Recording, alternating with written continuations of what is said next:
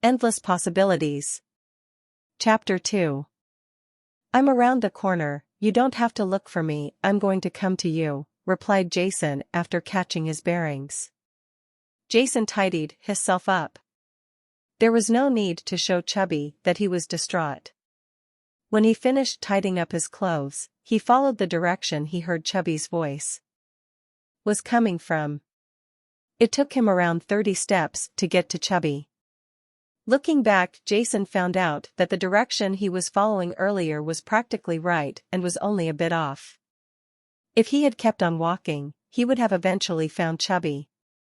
Where were you? I looked around our agreement and I couldn't find you.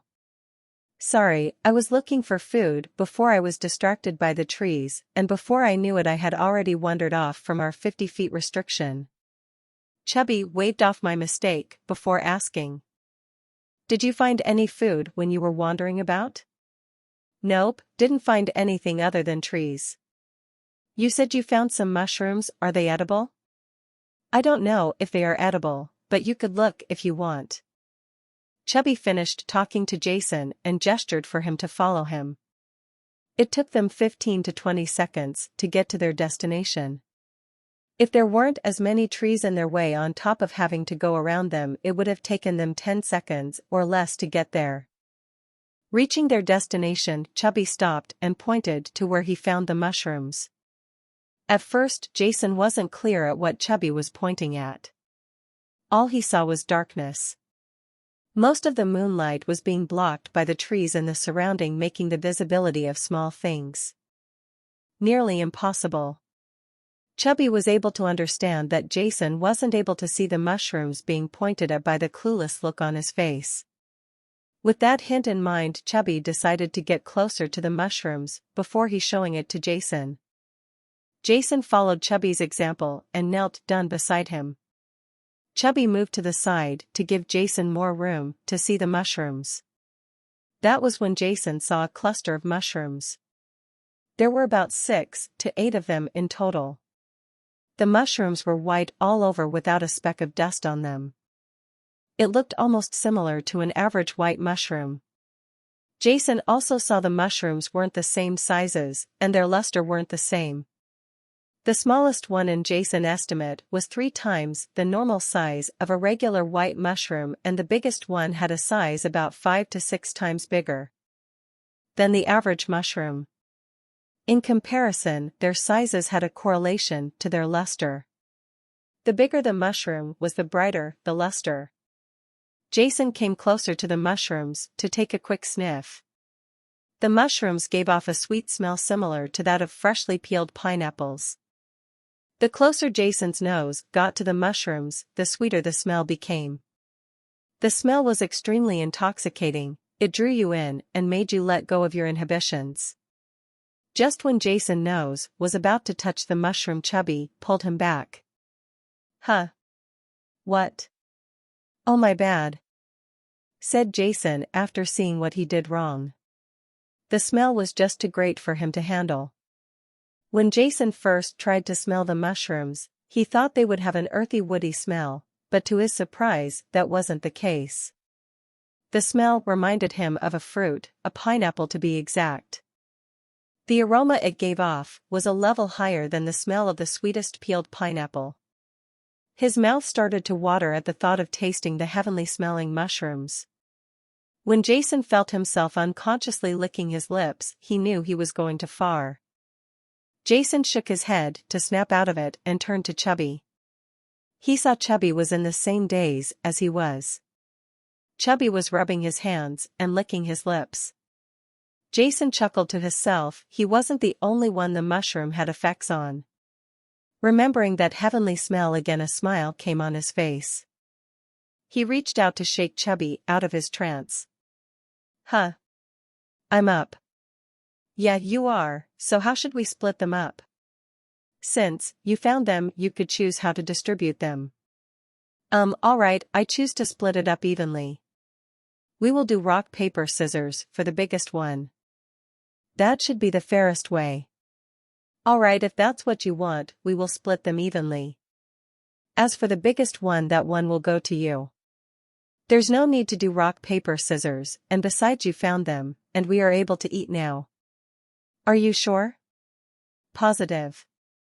With that being decided, they only had to decide on who would pull them out. Without a knife, they wouldn't be able to perfectly pull them out. They had to make do with their hands, and try not to damage the body as much as possible. They decided to let Chubby do the honors of pulling them out. Chubby got as close to the mushrooms as possible without damaging them.